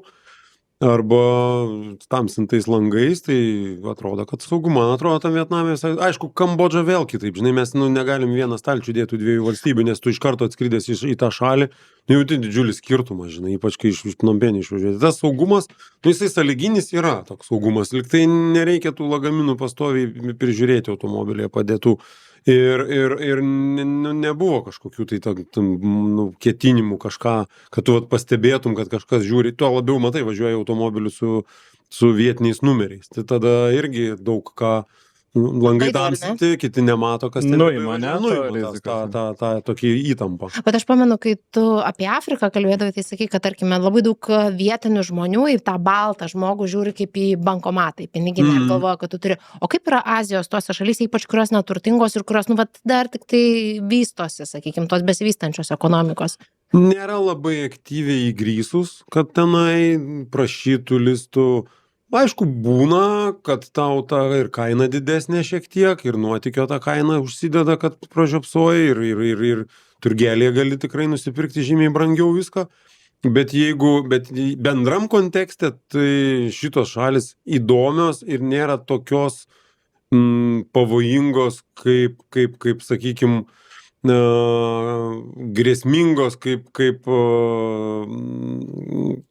atgrasančios keliauti. Jos, aš nenoriu kitų valstybių pavyzdžių sakyti, nes labai viskas keičiasi ir mūsų valstybei keičiasi viskas labai. Tai tie metai eina, tu jau čia keliauji nuo 2007, tai žinai, vieną matėjai, kai buvai Afrikoje, kitą matėjai, kai buvai ten Mongolijoje, kitą matėjai, tai aš ir tą Rusiją pravažiavęs ir ten vos kelis kartus teko bėgti ir slėptis, žinai, tai viskas keičiasi, žinai. Tai aš manau, kad tos šalis auga, Vietnamas ypatingai auga ir tas turizmas labai populiarus ir labai daug turistų matos. Nuomotais automobiliais tai tikrai važiuoja vienetai ir išsinuomoti sudėtinga. Aš vis tiek, kaip automobilistas, man labai palengvina viską daryti, nes motociklu pasiekti kažką labai toli labai sunku. Ir vairuoti vietiniam eisme jau yra iššūkis, tai daug tų paslaugų tiekėjų, kurie tiesiog su savo motocikliuku veža tave. Tu pririštas lagaminas gale ir šalmą uždėjo ir dviese važiuoja. Jis kaip gidas ir kaip paslaugos teikėjas ir savo motociklo nuomotojas. Tada ta lengva kalba, kad jis angliškai kalba, tada jis gali tau rezervuoti, surasti, padėti, žinai, žymiai lengviau. Tik tai romantika dingsta, žinai. Dingsta romantika. Bet iš tikrųjų 3 arba 4 šitoje vietoje. Bet aš suprantu, kad ir Vietnamas, ir Kambodža yra toks ne apie ten benzingalvio keliavimą, bet apskritai apie keliavimą kažkokį tokį. Nes, tarkim, automobilistų, jeigu tu ten nori pamatyti kažkokius muziejus, įdomesnes mašinas ar taip toliau, tai tu čia gali pasižiūrėti įdomių savadarbių momentų, senų, arba kaip čia dabar žmonės važiuoja, bet tikrai nekalbam apie ten tą patį lygmenį, kaip nežinau, kokią tą pačią Japoniją su savo visą automobilių kultūrą ir su viskuo. Supranti, vien tik tai tas kelias, tai jeigu Japonija, tai tu per 1,5 mėnesio niekada neplauni automobilių, nes yra absoliučiai švarūs keliai. Ta prasme, jeigu ten vyksta statybos, tai ten turbūt kiekvieną dieną nusiplauna tą savo sankryžą, kur išvažiuoja su automobiliais, su tais purvinais ratais. Tai tu įsivaizduok, lietus užėjo ir vėl automobilis švarus ir ten paskutinį uodą nuplovė. Tai jeigu kokioj Kambodžoj, tai viskas apie dulkės, tu vis tiek važiuoji per dulkės. Aišku, asfaltuotų kelių yra ir mačiau naujų asfaltuojamų kelių. Tai tas turizmas yra apie dulkės, apie tą langą su kondicionierium, nes visur tvaiku, žinai, smarvė, kažkokie dūmai rūksta, kepa daro ir degina laukus, karvės ganosi, žinai, tarp tų visų degėsių. Tai Vietnamas jis toks viduriukas, bet jisai ne apie automobilinį keliavimą, žinai, jisai yra apie motociklinį keliavimą, nes labai populiaru, tada tau ir servisas labai aiškus, nes aš Vietname turėjau įvykį, kur ten sparną apgadinau ir sugalvojau, kad man reikia būtinai atstatyti tą sparną, kad toliau keliauti. Tai man užėmė daug laiko surasti meistrus, nes vis vien tik mopedų remontuotojai atvažiuoja į miestą, didelis miestas, tikrai kaip Kėdainiai, aš nežinau. Tai nėra automobilių meistrų, nėra garažų, vien motociklai, žinai. Tai parodo, kad dar viskam yra labai daug vietos, dar viskas ateis. Atstatytas sparną? Aš atstačiau tą sparną, bet aš aišku, kaip žinovas, kaip tai turi būti, tai, Labai patiko.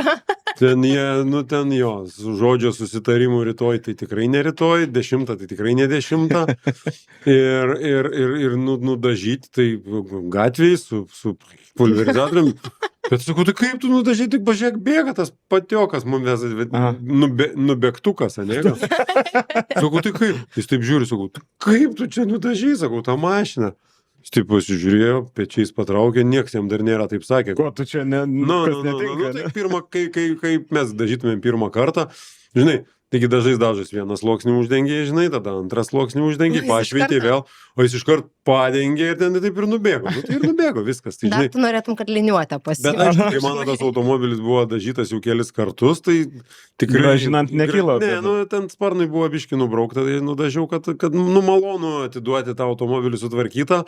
Ir veidrodis buvo nukentėjęs tam mūsų įvykėje, tai tą veidrodį aš perrinkau, sutvarkiau, tada padariau, kad veiktų. Ir sukiotų su elektra, nes buvo nukirpti laidai, tai jau verdžiausi, tai jau padariau, kad būtų žmonės.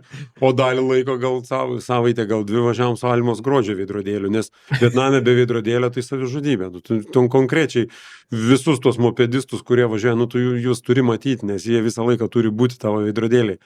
Tai pabandžiau vieną dieną, eik tu savo, baisu be veidrodėlio. O kas nutiko, kad skai veidrodėlis dingo? Mes ten paslydom ir vos nenusikočiojom nuo tai tokia bedugnė ir ant bambukų. Pažiūrėk laidas, pažiūrėk tą laidą, atsisuk iš Vietnamo. Pasakojime skamba labai gerai. Ant tokių bambukų pasikabinom ir tas veidrodėlis mus sustabdė ir jisai neleido mums nukristi. Tai tas veidrodėlis ir buvo ta vieta. Tai aš radau visą tą kevalą. Sakau, neišmeskim pasiemam, tai užsisakiau patį stikliuką atvežė, nes viso veidrodėlio ne. Bet užsisakiau vieną dalį, atvežė kitą dalį, tai, taip parodžiau, kaip galim susiklijuoti, kad yra toks daiktas statybinių medžiagų parduotuvėje karštiklijai, ten su tokia vėla, bet padariau geriau negu buvo. Tikrai, nes jis visą laiką vibravo, po avarijos jis stovėjo gražiai. Va, tikras keliauninkas. Aš žinau, kad klozetus paremontuoju. Jis palieka, kur nukeliauja, palieka geresnė vieta nei yra. Iš viešbučio, iš kokio apartamento išvažiuodamas šeimininkai parašai, ačiū, viskas gerai, dar suremontau ir tą, nes tai buvo kriauklė užsikišus, nes 2 dienas, jeigu gyvenim, tai norisi, kad veiktų, žinai, tai ten kas nors, tau smirda, nes ventiliacija neišvesta, kažkur visas tulikas smirda, tai suremontuoji, padarai, prijungi ir padarai, kad būtų gerai, žinai. Žodžiu, YouTube'o žiūrovai, parašykit komentaruose, kas kartu su manim pasižiūrės tą epizodą apie tą veidrodėlį, padiskutuokim komentaruose apie tai. Ten yra geras. Praeitam sezone, gal kokie ten 3 ar 5 serija, gerai. Kai nuskambėjo, kad veidrodėlis nulūžo, bet šiaip tai vos nebaigiam gyvenimu tada. Čia buvo mūsų turbūt pati sudėtingiausia situacija gyvenime su tuo keliavimu ir tas mūsų, ten situacija paprasta buvo, žinai, mes siaurėjo tas kelias, tokį tiltą pervažiavom, ir kilo į viršų, o iš ryto rasa neišdžiūvusi, pakilimas ir mopedo juosta kaip ir tokia jau nuvažinėta, o ten, kur važiavo automobiliai, tai net vėžų nėra. Ir tas automobilis turbūt mano, gal ten 7 ar aš vis nevažiavę ten tų automobilių. Ir ten slidu, žinai, ir kylant į viršų galas prasikasė, užpakalį panešė šiek tiek. Tai aš sustojau, bandžiau įsijungti 4 varomus, žinai, bet visiems automobiliam vienam ten su neutralia pavara įsijungė, o čia sėdi įsitempęs, jau viskas paslydė, čik įjungiau, lemputės sumirksėjo, lyg tai pasijungė, vėl pradėjau važiuoti ir dar šlepti ir mes. Nu tai ten graži vieta, pažiūrėkit, tikrai apsimoka, automobilistinė tokia tikra. Aš klausau ir man taip tik tai, žinai, įtampa kyla galvoju. Nu, ten Mes buvo ten vėliau sudėtinga, gavom nuo visų žiūrovų, ten sudėtinga buvo. Jo. Ne, aš tikiu, nes žinant, kiek laidos gerbėjų yra, tai turėtumėt ir gyvai pabart būti, ne Už vieną almutę kartą. gaunu, aš ten tų vėl, tu mūsų tos almutės nepražudyk, Va, žinai, aš tai galiu. Ne, nu tai kas kitaip. Bet klausyk, tai čia, sakysiu, sudėtingiausia situacija, tai aš taip tave dar gražinsiu apskritai į tavo visą. Pavojingiausia gyvybė, gal taip sakykime, ne? Tai čia gerai, numeris 1, Arčiausiai. numeris 2, kas būtų iš tų tokių pavojingų momentų. Tai net Daug jų nežinau. buvę, ne? Jo, ir aš dar gal net ir papildyt galiu klausimą, nes irgi norėjau, kalbėjom apie tą, ar saugu, ar pavojinga, ir ar buvo vietų, kur labai nesaugiai jauteisi dėl kažkokių priežasčių. Ir visose kelionėse tik būna. Nu tai visose kelionėse važiuojant tie pirmieji, antrieji metai, kai mes tą Pietų Ameriką važiavom ir prasidėjo visokios Bolivija, žinai, tu važiuoji, iš priekio mašiną atvažiuoji ir nesupranti, nu tai pasirodo veiksmas visur. Nu ta prasme, kad ir autostrada padaryta, jos ten nepriduota, važiuoja visi visur ir ten važiuoja, kur geresnis kelias ir toj tavo juostoje atvažiuoja automobilis, pasitraukia arba tu pasitrauki. Ir nu būna tokių dalykų ir labai tų kamščių tokių keistų, kur su tais dideliais kemperiais, automobiliais įsiveržia į tą kamštį. Nu ir tame kamštyje tikrai tu užsidarai, tave uždaro iš visų pusių ir sunkvežimį, ir sena ta technika uždaro ir jie lenda be eilių ir tu nervuojas ir tas prakaitas muša ir navigacija neberodo, kažkas ten sukasi, nebežinai kur išvažiuoti. Ir tikrai būna įtampų ir milijoniniai miestai su savo kamščiais be taisyklių. Yra reikalų, tikrai, va ten tikrai buvo įtampos. Bet užaugi, priemi tą eismą, susitaikai, nu visur neprisinervuosi, čia tu visų trauzų nepritriesi, žinai, ir tu vis tiek turi suprasti, kad, nu, turi atvėsti ir blaiviai šitą situaciją, žinai, vertinti. Nu ir ta Meksikos tas važiavimas, žinai, ir tie visi tokie ir mitai slėgia, nu, aš jau stengiuosi tų mitų nebe ir su visom šitom šalim, kuriuose irgi buvo, nu, tų mitų nebepaisai, iš naujo pats naujai skautini ir atrandi tą šalį, žinai. Tai nežinau su tais pavojingumais, ką žinau, kur ten mums dar tų pavojingumų. Bet su kiekviena kelionė skūra vis storėja, aš suprantu, kad... Jo, storėja, jo.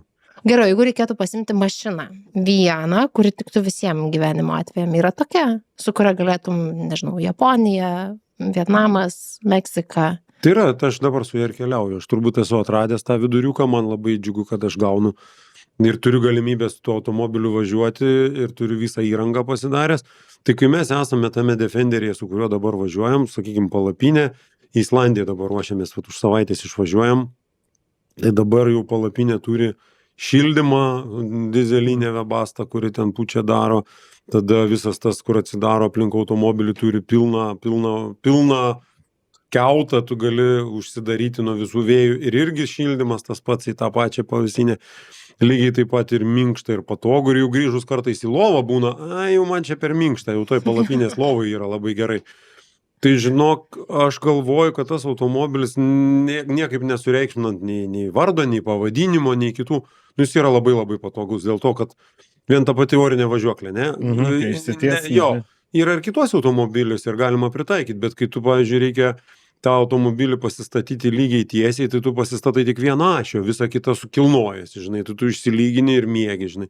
Tada tos visos elektros automobiliai, nu žiauriai patogu, 220 turi, tada 4 varomi ratai, nu jie junginėjasi tada, kada tau reikia, nereikia sustoti, nereikia, žinai, daug patogumų, kurių neįvertintum mieste važinėdamas tik į darbą.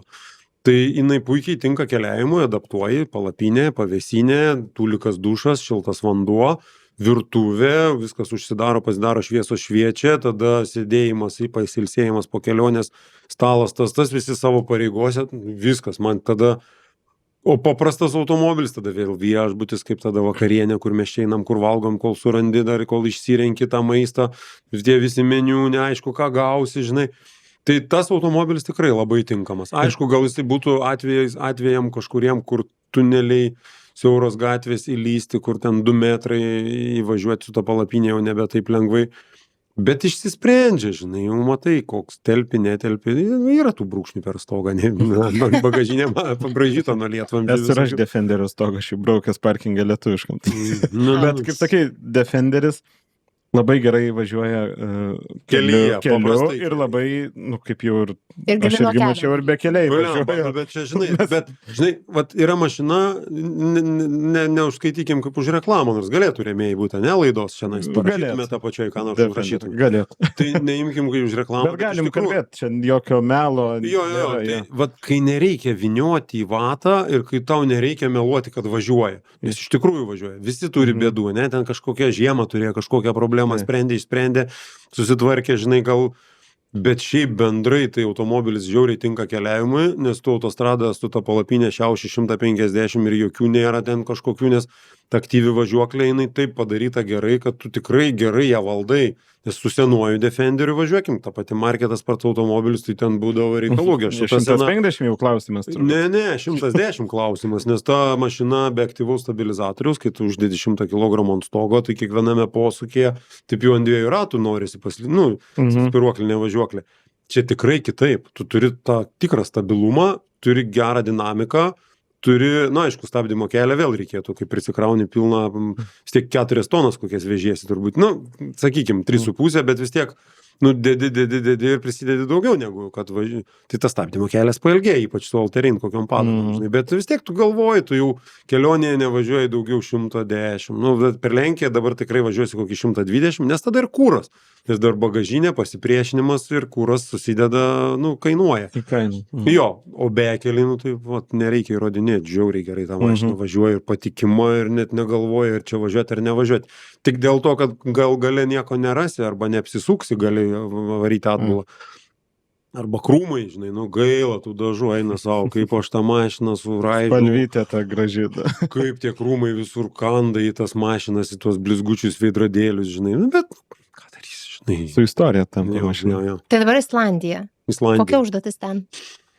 Tai mes per Islandiją turim per 6 savaitės apvažiuoti visą salą, prižiūrėti daug įdomiausių dalykų, nes ruošdamas Islandijai, tai kiekvieną kartą buvo wow, žinai, nes, aišku, apie gamtą laidas yra labai sunku daryti, žinai, pasakoti apie gamtą vis tiek reikia ir žmonių, ir nuotykių, ir maisto, ir visokių kitų dalykų, tradicijų, bet Islandijai iš tikrųjų reikia įveikti kelių sistemą. Nes ir dabar, pavyzdžiui, mes šiandien filmuojamės Liepos pabaigoje nebeveik, o jau tik prieš 2 savaitės atidarė paskutinius kelius. Ir vakar žiūrėjau, 4 keliai uždaryti. Tai arba nuošliauža, arba vandens lygis aukštas ir neleidžia važiuoti, žinai, arba kažkur yra dar nenukasta sniegynuose, žinai, keliai. Tai tokia. Ir ta vasara taip čiungt ir baigsis. Tai tad bekelė ten brastų begelbelė kaip daug. Ir apie Islandiją, tai viską reikia pamatyti, viską reikia aplankyti ir suspėti grįžti su žiema, kad mūsų ten tas vėjas neišpūstų. Nes vėjo tai eina savo, tai visą darau, žinai, palapinės šildymus, būtent ne tik tai, kad ten Webasto pučia, bet dar ir sienas visas gaminu, termo tokias, kur, neparsiduoda tokie dalykai. Ir koliukai įsukami į žemę ir į akmenį, kad neištemptų, neištrauktų. Nuo vėjo apsisaugoti reikia. Ir automatiškai automobilio paruošimas, tai tiek pat, kaip ir visur, žinai, kiek kokio kūro, liktai gal papildomo bako norisi, bet galvoju, niegi aš dabar neišspręsiu to klausimo su dizeliu, tiesiog reikia nebūti aplaidžiam, kai matai degalinę, netingėti užsipilti 20 litrų, nevažiuoti su pustuščiu arba ketvirčiu bako nudegintų, pilk visą laiką pilną. Ypač jeigu ruošiesi kažkokį mažiau veikinėjimą kelią, kur 200-300 kg gali nebūti degalinės. O tikrai ruošiesi? O tikrai ruošiuosi. Tai galvoju, gal reikia bako neimti papildomą, nes nėra kur dėti. Nėra kur dėti tą mašiną ir taip kaip Viešbučių centratą. Jo, ir dar papildomų atsirado.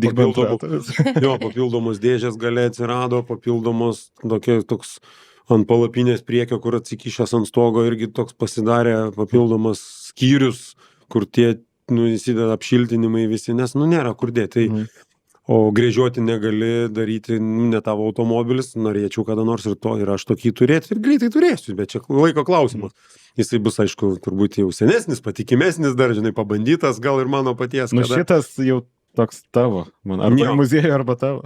Jo, kai antrą kartą tą patį automobilį gavau, kur Albanijai buvo sudaužyti, nu, man atsitiko autoįvykis ir antrą kartą gavau sutvarkytą, tai jau, jo, taip atsisėdi, tipo, nu, labas, tipo, ką tu... Telefonas pats ką tu- prisijungia. ką- jau, jo, ne? telefonas, jeigu Jau telefonas žinai, kad tavo prisijungia. mašina. Jau namai. Nu, Ten namai, kur tai- Wi-Fi, tai čia dabar perfrazuojant. Jo. Ja, telefonas pats prisijungia, tai supranti, kad tai jau tavo tas automobilis, nu, bet... Nu tai ką, Tai ką, gerų Ačiū labai. kilometrų? Labai geras žodis taika, tai va visiems Tai ką? taikos. Taikos. ačiū labai, buvo smagu pasiklausyti. Išsineškit paskutinę mintį, kad jeigu ruošitės važiuoti kažkur toli, kur nebus degalinių, prispilkit pilną baką. Pilnas Ir bakas su yra taika. gerai. Ir su taika. Ir sutikė. Ačiū, Audriu. Ačiū labai Ačiū ir jums, ačiū kad pakvietėt. visiems, kas klausėt, žiūrėjot, laukiam komentarų ir iki kito karto. Iki. Vis. Iki.